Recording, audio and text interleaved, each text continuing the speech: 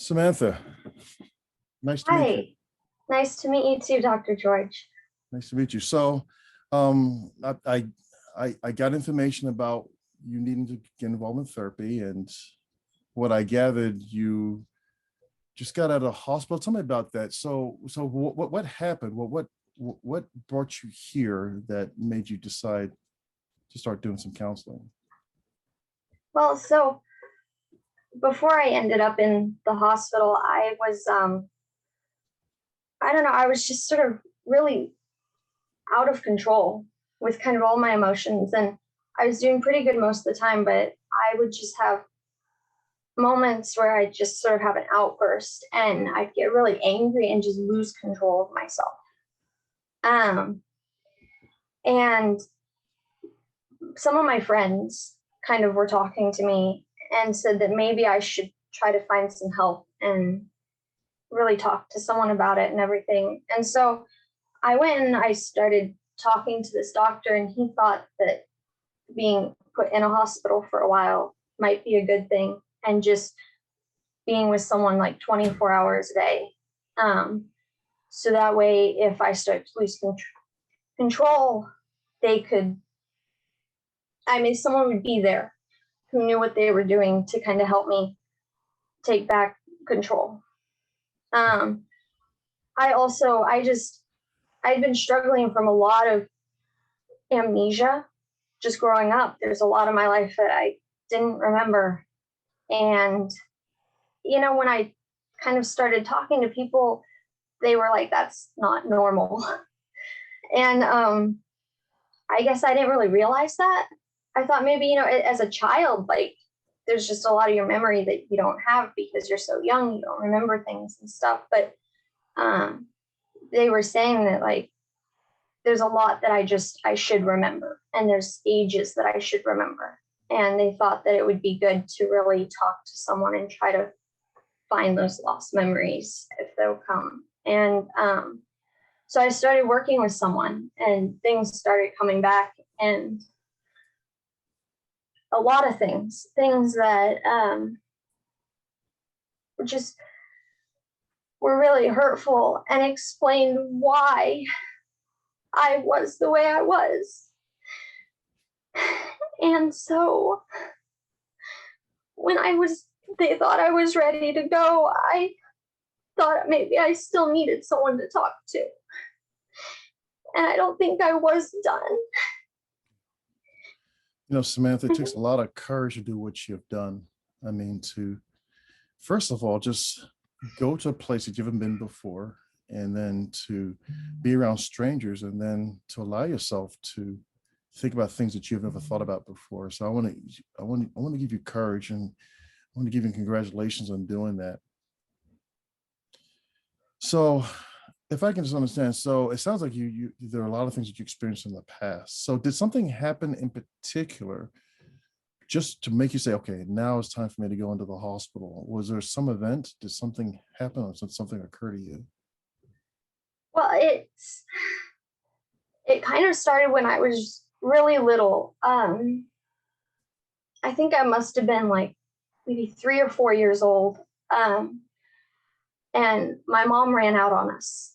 And then, kind of out of nowhere, I just got taken away from my dad and thrown into the foster care system. Okay.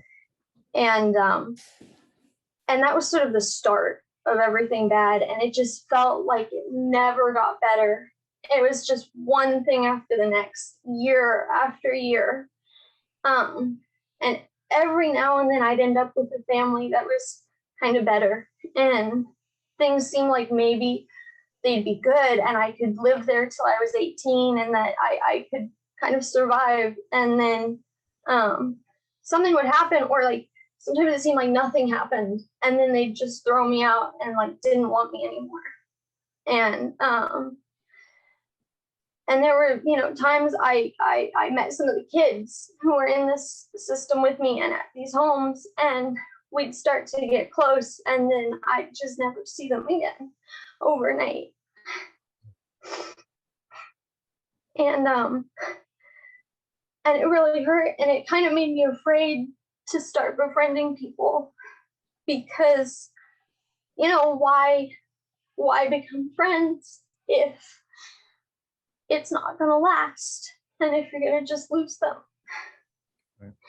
And once I ended up in the hospital, and I started talking with some therapists, and we were working on trying to fill in those gaps of time, the memories that I didn't really have. um, I found out that when I was going through the foster care system,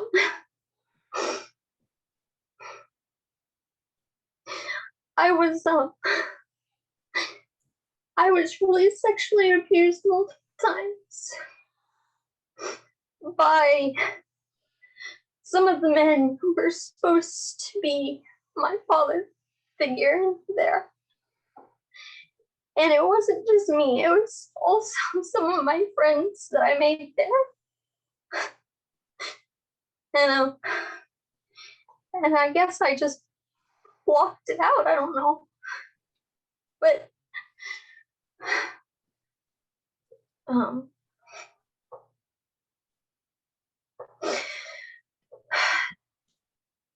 it was it's something that, even though I remember now and I've gotten out and talked about, I don't know how to move past it. And it really affects a lot of my relationships now, because I can't have a stable relationship with a guy, and a lot of the relationships I get into now end up being really abusive. And I just feel stuck, like I've hit a wall or something. And like all of this has come out and it hurts, but I don't know how to get rid of it and get past it. Did you have a recent relationship that fell through that was abusive, or when was that last time that happened? So there's this guy that I started going out with, and he kind of seemed almost too perfect. Um, he was really, really nice, and um, he seemed so understanding about where I was and what I was going through. And he just was so, he compromised on everything, and he was there, and it seemed great, and it seemed maybe like a more mature relationship, and he wasn't abusive. And then about 3 months into it, um, he'd just sometimes say things and sort of laugh it off like a joke, but they'd just be hurtful um, things, and about the way I looked or about what I was doing or my hobbies. And then one day he just vanished, and I just like never heard from him again. And then I was like sitting there, and I was, I didn't know why. And was it me or something I did? Or, why would someone who just seemed so like such a good person just up and leave out of nowhere? And like, I mean, he didn't say goodbye, he didn't give me a reason. He was just gone.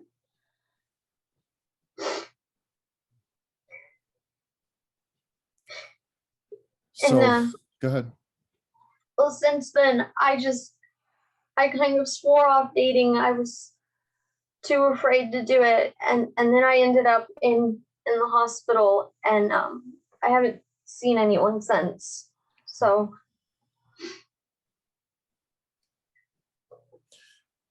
how long has it been since you've been out of the hospital? um I've been out for about 2.5 months now. Okay. Okay. All right.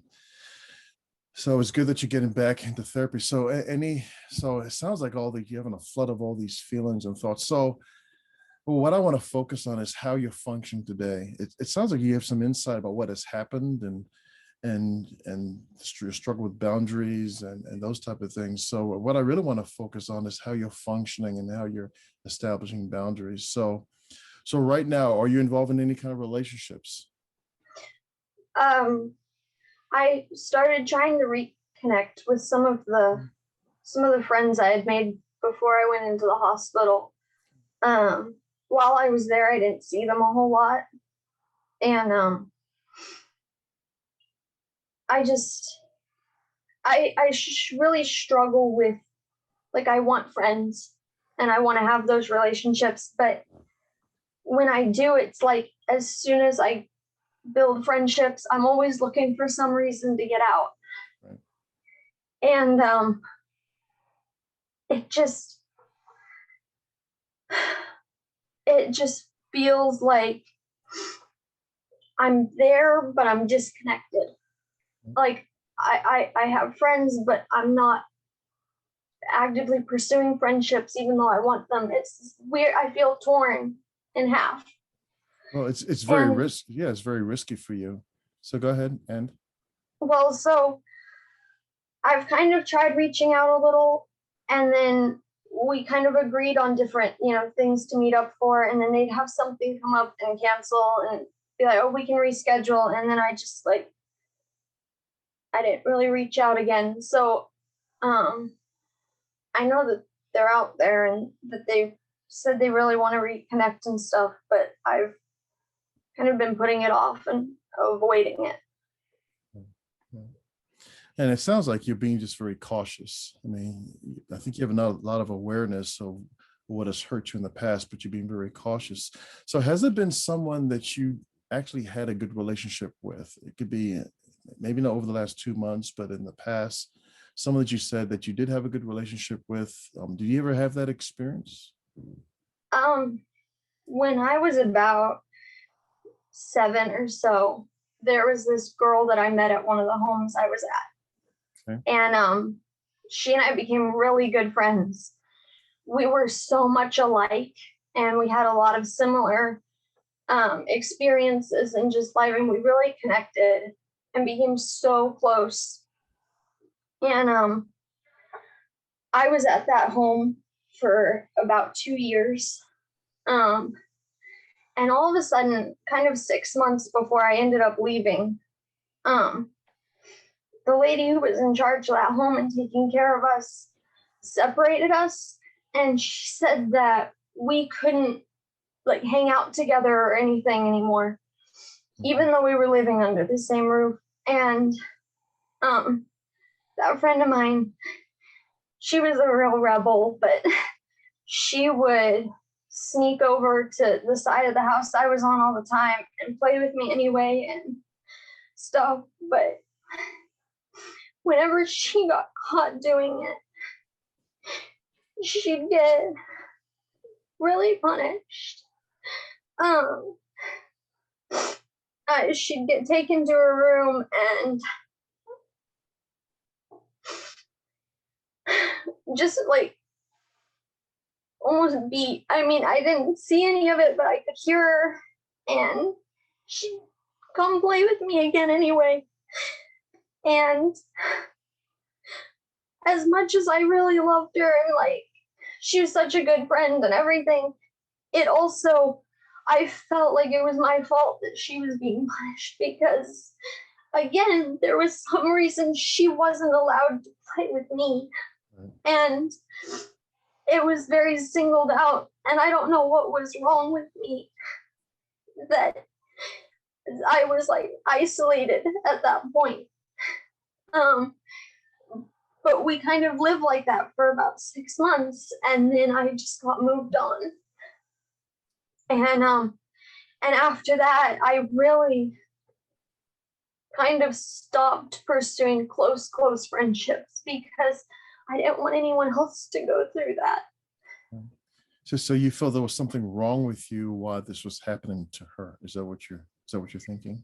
Well, because I was like the only kid who got pushed away and not permitted to play with anyone. So it had to have been something that was wrong with me that made me different.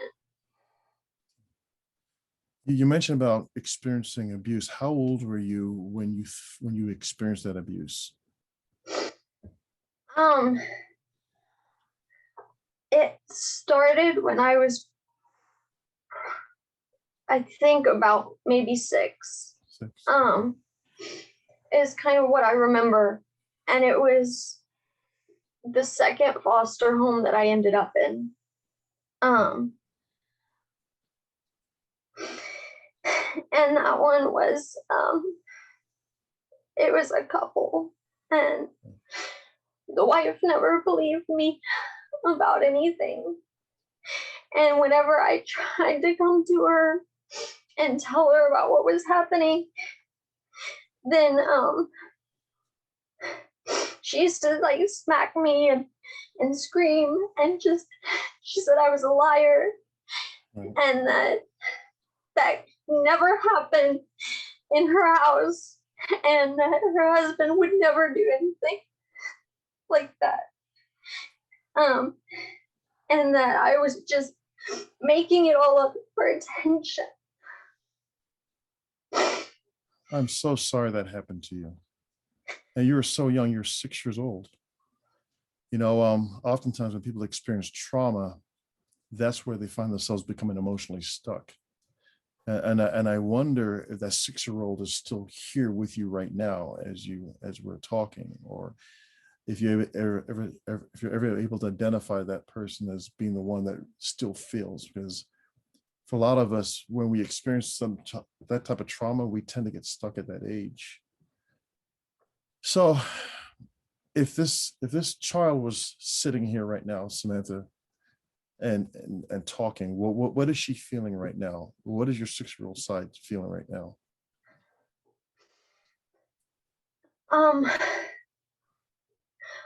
I think she just wants to survive and just try to be in a family that's normal, and a family that really loves her, because she wanted to have a mother that was there, and she wanted to have a mother that would like do normal things with her, like paint her nails or do her hair, or read a book. And there's a lot of that she just had to do on her own. Yeah. And she wanted a dad that she could feel protected by, and that she could have Tucker in the bed at night and not be afraid he was going to do something. Yeah. And she wanted to have friends that she could go to school with and grow up with, and even go to high school or college with, and just a couple friends, a small group maybe, and not constantly jump around. So it sounds like your child self still needs to feel safe. She needs to be connected to people that will love her, to have those healthy relationships, someone that will actually believe her and not call her a liar. Is that what you're still needing even today? I think I think when I start to get into new relationships and stuff, the me now as an adult, like, I know that I can, like, I have a voice for myself now, but I don't really know how to use it all the time. Right. And I think that pulls out kind of that past me, and it comes out, and I get really scared, and it's like a fear that I know I shouldn't have, but I can't help it, and it's stronger than what I want now. Right. You know, there's a thought in the counseling world that there are 3 different aspects of us, and you spoke about one of them is the child side. You know, even though we get older, we never lose our child side, our childness. I mean, that's part of our history. So we always carry our child self around. But then there's another part of us that becomes the adult. So you're 20, and now you're the adult, and the function purpose of the adult is the one that functions, the one that gets up in the morning, that goes to work, that made the decision to get help, the adult. So within you, you still have your child with all of her memories, but then you have the adult that needs to function day to day. But then there's a third aspect, and we call that the parent. And the parental voice is the one that says what's right, what's wrong, can be affirming, can be judgmental. And then based upon how we're raised, we tend to pick up the voices of parental figures in our past. And that's something I'd like you to start thinking about. And I think you kind of talked about that. Is those different aspects of yourself, the child part of you that's was wounded as a 6-year-old, but then the adult side of you that needs to function, but then the parental side of you that affirms, that judges, those type of things. So part of what I like you to do, and maybe you had done this when you're in treatment, is to start kind of focusing on who's speaking or who's motivating, or today as you do that, particularly when it comes to how you're functioning, and really focus on the times where you find yourself getting stuck. If that makes sense. Now, there are no magic wands for our history. What the goal of therapy is to make peace with our history, to tell the truth, but integrate that history into who we are and to function today. And so we'll take a look at that. All right. So as we continue on in therapy, I want you to be aware of what your child has to say, what your parental part of you is saying in terms of yes or no and judgment, and also how you're doing as an adult. So part of what we'll be doing, and I tend to have homework assignments, is that I'd like you to start tracking throughout the day who's speaking. So you can get a sheet of paper, put down my child, my parent, and my adult. And if something kind of jumps up, just kind of document that. But part of it is really affirming all aspects of yourself. And again, I'm so sorry that you experienced trauma, and it looks like it happened to you at a very young age. And you're right. That little girl, that 6-year-old, is still impacting how you're living today. So we really want to give her an opportunity to say what needs to be done. But the main thing is that you're functioning, that you don't end up back in the hospital. Is there anything else that's on your mind that you like us to take a look at?